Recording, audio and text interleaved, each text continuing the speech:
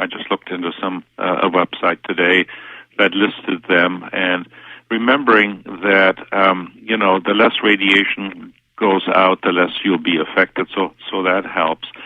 And then recognize also that the newer smartphones, they use more and more data, so they developed 3G and now the 4G network and these things. These things are putting a lot more information through the system, and they're much more intensely modulated in order to do that. So those phones seem to have more of an adverse effect than the old phones, but that's the revolution that's going on now. Everybody wants a smartphone, and of course you can't turn off the wireless on a smartphone as opposed to, say, an iPod or an iPad. You can turn that off because you don't need to use it all the time, unlike a phone where you want to get your phone call. But it's difficult to make the function then work because they're made to always be on as a preferential mode of usage. Do you think we'll always have to rely on microwave for cellular communication? I mean, you're a person of great distinction in your background and in your training, and I'd like to know if you think we'll have an opportunity to communicate through something safer. I think human beings, as yet, generally don't believe that we have the capacity for telepathy. I think this might be training wheels for that eventually. If you really tune into your inner voice, you can pick up a lot of information, selectively. And ultimately, I like conversations and people in person rather than talking through a machine. Ultimately, something could happen that would disturb this whole network. One thing that Congress has talked about and other people is not generally well known. EMPs? Well, there's a real risk that if a coronal mass ejection, that's a big explosion from the sun, would hit our satellite networks. Yes. And a lot of the cell phones use satellite uplinks and other things as well. It could also take out our power grids, and they were very worried about that. To the point that scientists started modeling how current flows through the Earth when there is a huge amount of charge coming from the sun to the Earth. It could burn out the high voltage transformers, and that would lead to power interruptions, not just like the ones we had back in '89 when we had one of those and the power went out in Hydro-Quebec, and we didn't have 6, 7 to 9 hour power outage in New York State. This could happen for weeks to months, and that would totally disrupt. In fact, it was this year in the Financial Times, there was an article about the $2 trillion solar Katrina. It was an actual article about it. What would happen? Scientists have warned that, if this hit, that is our power grid safe, and we have 3 power grids in the United States, in the West, in the East, and in Texas, and they have certain interconnections, and these grids are very vulnerable to the point you need washing machine size of resistors to be put in there so that the ground currents wouldn't go up into the high voltage transformers that are part of the power transmission network and burn them out. So that would, end life as we know it right now on Earth for a period of time very quickly. I did a whole show on electromagnetic pulse, what would happen with an EMP. I really think that it's actually a better bet to decentralize the whole delivery of energy and to use a different kind of energy even than the energy that we're using. And God forbid if something like this happens, you have thousands of pods of energy packets in their respective areas giving energy to the areas versus one centralized place. And if it goes, the whole thing goes. It's kind of crazy. Well, it's sort of part of the old view. The internet made things decentralized. Yes. I think power will follow that vision of, the future. And certainly there's like Bloom boxes already out there used by Google and other places here that use a chemical cell to produce, power.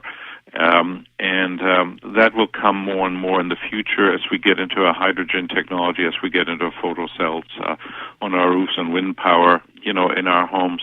We'll actually be able to have a decentralized power, and then we can share it with our neighbors and actually create, local economies that I'm greatly in favor of. So. Yes, I would be very excited to see that utilized. I know it will scare the powers that be, but it's best for the world that actually ends up happening, and we're probably in that transition right now. I wanted to ask you about your trip to the summit of Mount Everest. Now, you carried out physiological research at one of the highest places on Earth, and you were building specialty instrumentation for physiological measurements under the Antarctic ice. What were you doing there?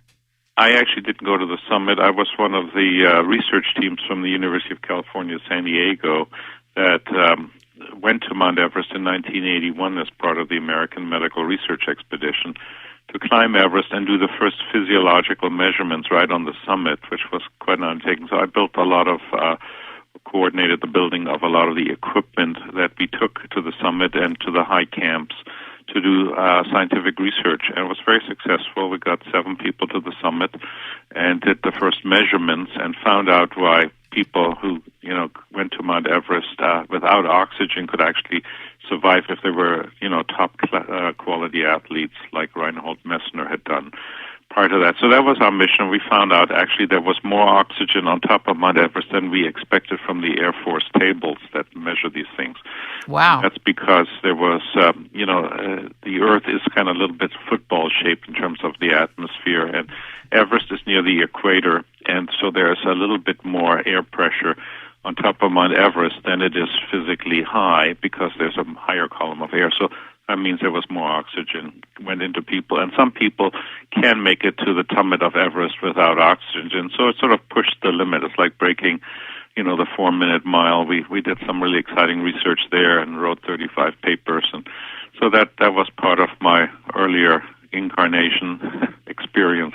And then after I finished the Everest thing, I started doing more biomedical research and worked for Scripps Institute of Oceanography and the British Antarctic Survey that measured diving Weddell seals under the Arctic ice. And so we built little transmitters, or not really transmitters, recorders actually, that we strapped onto penguins and onto seals to see how deep they could dive underneath.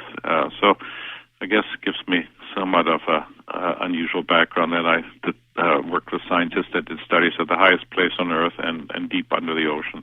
Wow. What an interesting life you are leading. Talk to us about the Dove Health Alliance and what you're doing now.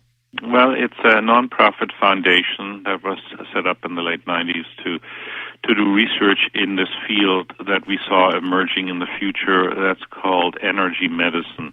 Energy medicine is a field that's now part of complementary and alternative medicine. It's if you go to the National Center for Complementary and Alternative Medicine website from the National Institutes of Health, you will see it defined there as one of the 4 major research areas. And it's not that well known. We look at the body as basically an energetic structure, just like the Chinese look at it through their understanding of qi and prana, and we're interested in how we can use new technologies to help medicine in a new way.